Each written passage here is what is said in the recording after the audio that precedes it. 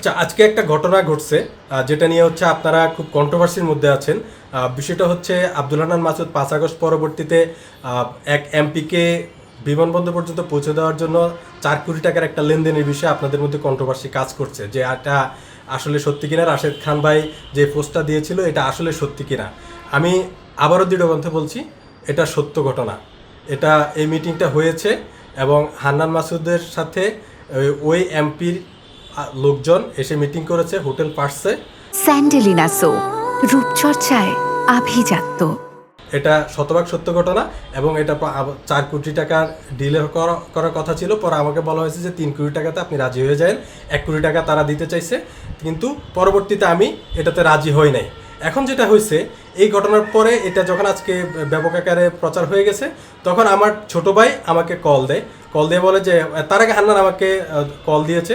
Call দেওয়ার পরে আমার ছোট ভাই আমাকে কল দিয়ে বলে যে ভাই, হান্নান হচ্ছে অনেক ট্রমার মধ্যে আছে, ওর নামে বিভিন্ন মিডিয়া ব্লেম হচ্ছে, বিভিন্ন ব্যাপক ট্রমার মধ্যে আছে এমপি হওয়ার পর থেকে, তো আপনি ওর সাথে একটু কথা বলেন। তখন আমি ওকে একটা ফোন দেওয়ার পরে আমি চিন্তা করলাম যে ও এত মানসিকভাবে ভেঙে মানে যতই হোক আমার এলাকার ছোট ভাই, আমাদের সাথে একসাথে বেড়ে উঠছে, আমাদের ঘরে পড়াশোনা করছে।